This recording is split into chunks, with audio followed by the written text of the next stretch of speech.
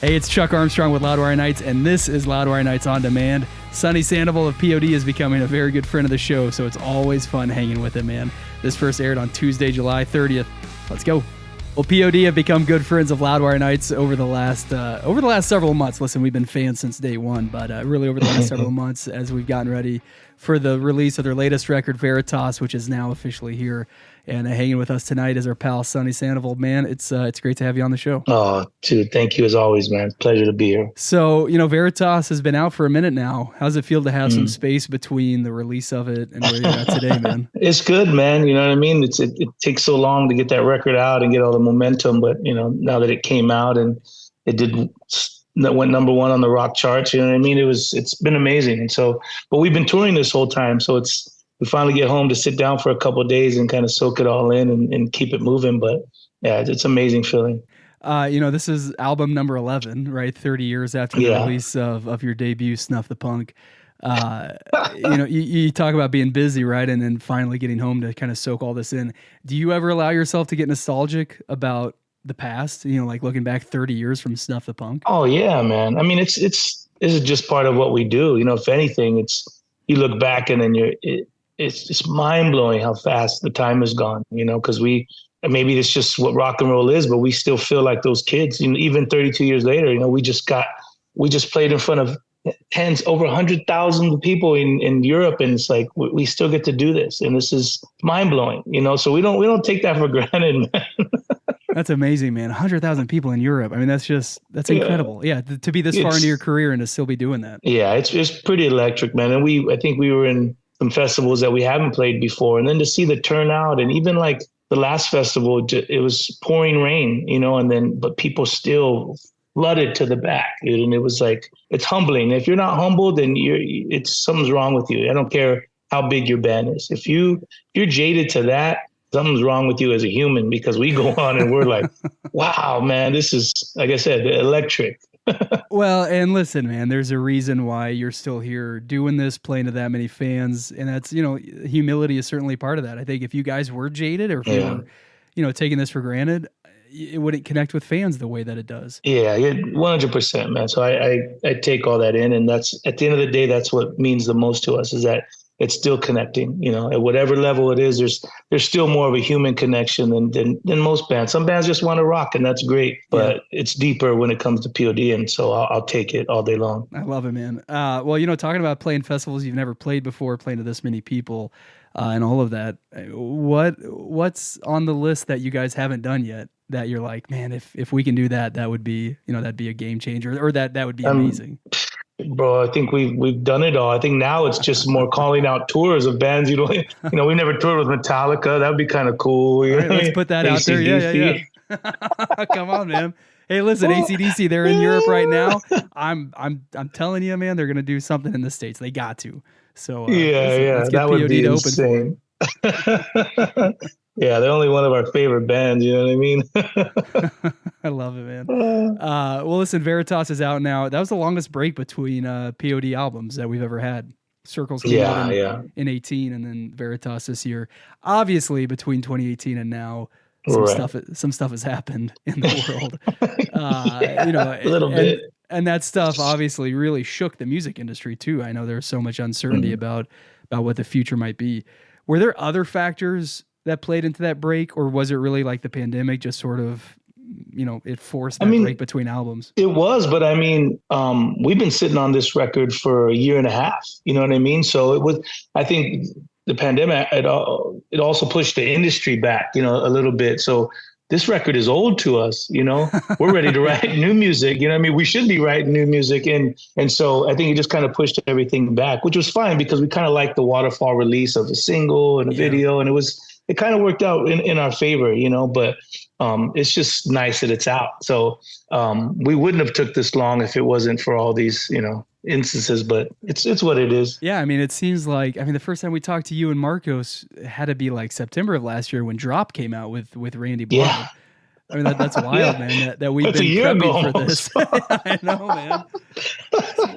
So you say, you say you should be writing new music. I mean, listen, when a new album comes out, it's always insane to me that sometimes people are like, oh, are you already thinking about the next one? But if you've been sitting on this for a year and a half, Are you guys Yeah, contemplating the next album? Oh yeah, I think we're that's kind of on our list to just not waste time. We just want because we love making or creating and writing new music as well. I've said this before. Not I don't know if and most bands can do that or they just don't. And I don't know if it's because they don't get paid for their music or why. Or if they can pack out arenas with records that are 20 years old, then why not? You know what I mean? And Sure, yeah. you got it like that, cool. But I don't think that would be us either way. We still love making music, and this album was kind of proof of that. And the reception and kind of the acknowledgement that it's getting, it just means that just kind of confirms that we should keep making music, And so we'll keep doing it. I love it, man. Good. Well, that makes me happy. I know that makes a few fans happy to hear that, man. Yeah, I hope so.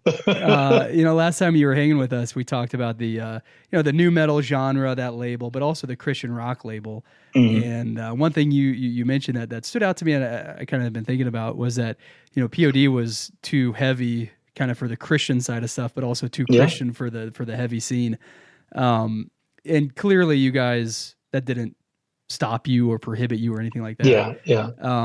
Do you think dichotomies or issues like that today still exist where a band might be too fill in the blank for the scene or anything like that? I mean, a lot of those kind of walls have been broken. I mean, I don't like to speak for us. I mean, I've said it before, when we grew up in the hardcore underground and the punk scene, it was like, that was normal. It was normal for you to be about something. And then all of a sudden everybody had a North Star or whatever that was. Yeah. Yeah. And nobody said, oh, that's that kind of band or that's that kind of band. No, you're a hardcore band. But then once we got into kind of the mainstream metal, rock and roll kind of industry, they like to keep their secluded group to keep it metal. Don't keep it new metal.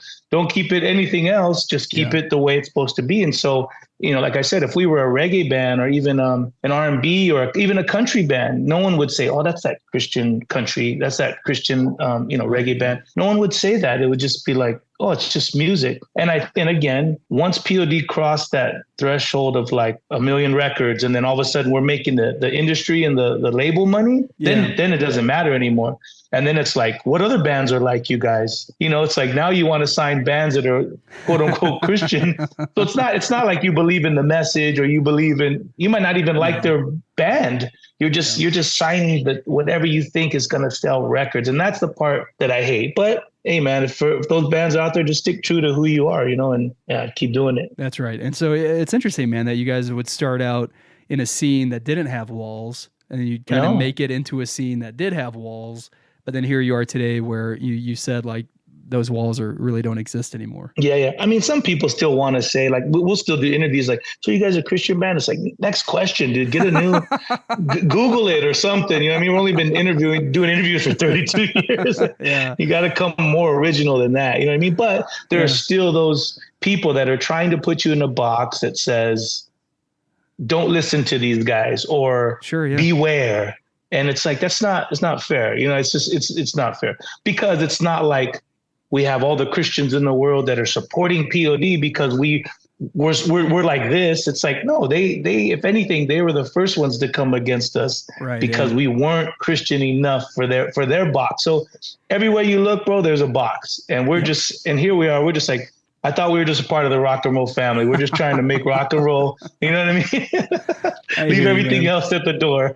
That's it. Well, again, listen, as you talk about playing 100,000 people in Europe and connecting with fans, like it's that authenticity, that genuineness, that humility, whatever you want to call it, where you guys aren't trying to capitalize on any tradition or anything like that. You're just making music the way you guys want to make music. Yeah, we're making music and hoping that somewhere it sticks and it connects. And obviously 32 years later, we're still seeing that. And that's what means the most. And the one thing I do love, and I wasn't trying to come down on this metal world or anything, because if anything in metal, that's where we do connect. If anything, 99.9% of the metal family is saying we're all metal, and they're not putting us in a box. It's just that one. You know what I mean? It's that one person or whatever.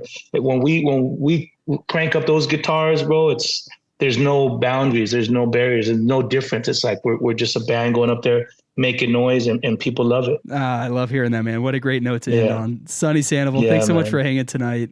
Congrats. Brother. I think it's always been like, hey, man, getting so excited for the release of this album. Now I can officially say congrats on the release of Veritas. Thank you, bro. Appreciate that, man. It's good to be here. You know this. You're welcome back anytime on Loudwire Nights, so hopefully we can hang again soon. Of course, brother. Thank you so much.